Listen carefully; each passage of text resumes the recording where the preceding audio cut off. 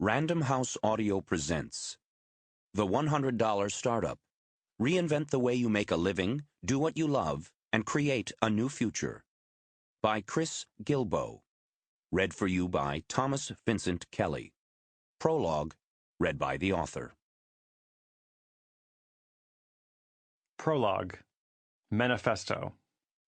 A short guide to everything you want. Imagine a life where all your time is spent on the things you want to do. Imagine giving your greatest attention to a project you create yourself, instead of working as a cog in a machine that exists to make other people rich. Imagine handing a letter to your boss that reads, "Dear boss, I'm writing to let you know that your services are no longer required. Thanks for everything, but I'll be doing things my own way now." Imagine that today is your final day of working for anyone other than yourself.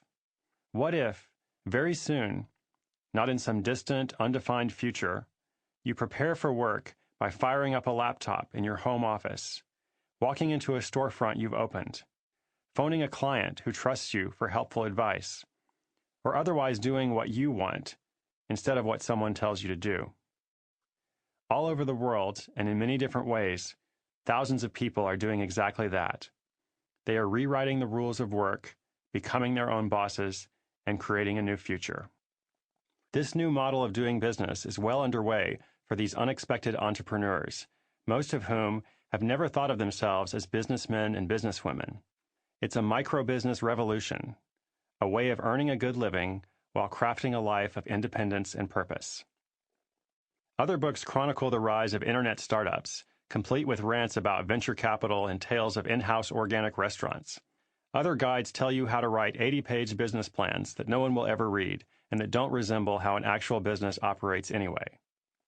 This book is different, and it has two key themes: freedom and value. Freedom is what we're all looking for, and value is the way to achieve it.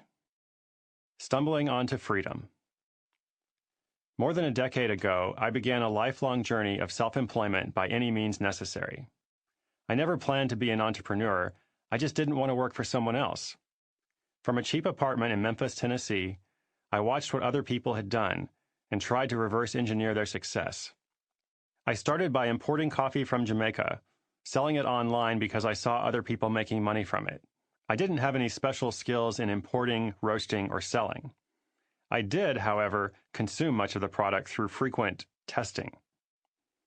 If I needed money, I learned to think in terms of how I could get what I needed by making something and selling it, not by cutting costs elsewhere or working for someone else. This distinction was critical because most budgets start by looking at income and then defining the available choices.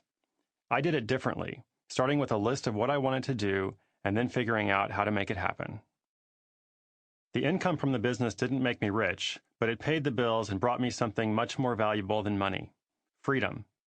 I had no schedule to abide by, no timesheets to fill out, no useless reports to hand in, no office politics, and not even any mandatory meetings to attend.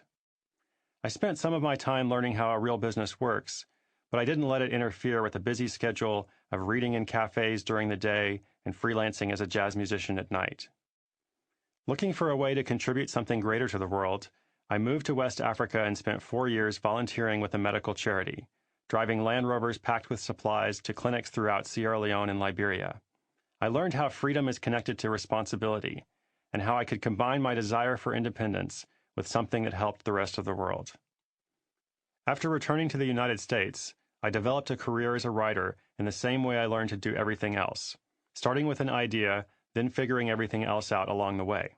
I began a journey to visit every country in the world, traveling to 20 countries a year and operating my business wherever I went. At each step along the way, the value of freedom has been a constant compass. There's no rehab program for being addicted to freedom. Once you've seen what it's like on the other side, good luck trying to follow someone else's rules ever again. The Value Doctrine. The second part of this book is about value, a word that is often used but rarely analyzed. As we'll consider it, value is created when a person makes something useful and shares it with the world. The people whose stories you'll hear in this book have succeeded because of the value they've created.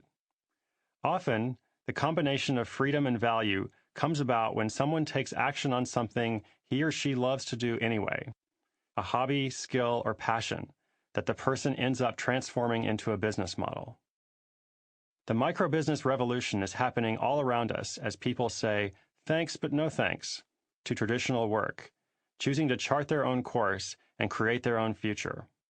Small businesses aren't new, but never before have so many possibilities come together in the right place at the right time.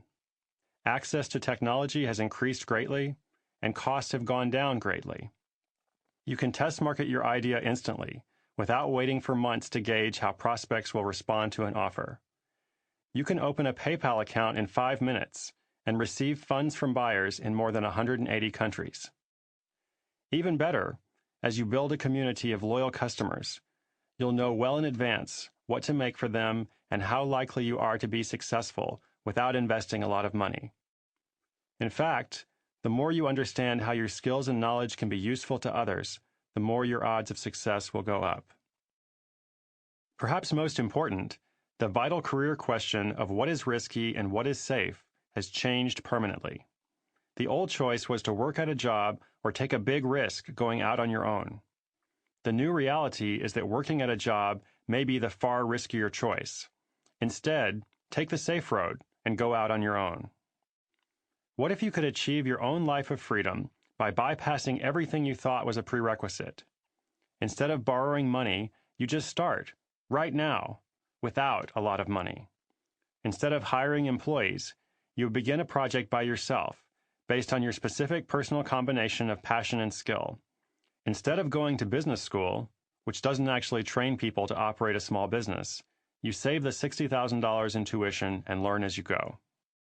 Remember, this book isn't about founding a big internet startup, and it isn't about opening a traditional business by putting on a suit and begging for money at the bank. Instead, it's the account of people who found a way to live their dreams and make a good living from something they cared deeply about. What if their success could be replicated? What if there was a master plan you could follow, learning from those who have made it happen? It's a blueprint, not a vague series of ideas. I'll share more of my own story as we go along, but this book isn't about me. It's about other people who have found freedom and how you can do the same thing. During an unconventional book tour, I traveled to 63 cities in the United States and Canada, and eventually more than 15 additional countries, meeting with people who had made the switch from working for the man to working for themselves. I then worked with a small team to create a comprehensive, multi-year study involving more than 100 interview subjects, combing through reams of data, more than 4,000 pages of written survey answers in addition to hundreds of phone calls, Skype sessions, and back-and-forth emails. I compiled the most important lessons, which are offered here for your review and action. This blueprint to freedom is fully customizable and highly actionable. At many points along the way, you'll have a chance to pause and work on your own plan before continuing to learn more about what other people have done. A few of the people in the study are natural-born renegades, determined to go it alone from young adulthood onward. But most are ordinary people who had no intention of working on their own until later in life. Several had been laid off or fired from a job and suddenly had to find a way to pay the bills or support a family. In almost all these cases, they said something like, "Losing my job was the best thing that ever happened to me. If I hadn't been pushed, I never would have made the leap." Make no mistake, the blueprint does not tell you how to do less work. It tells you how to do better work.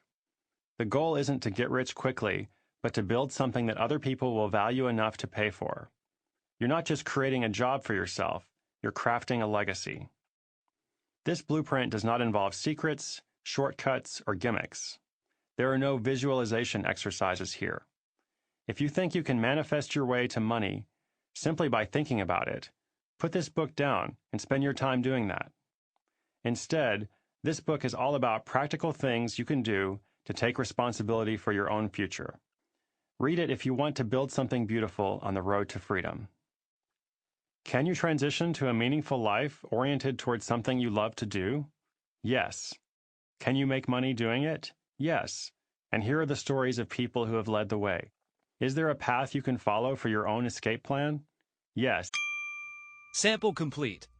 Ready to continue?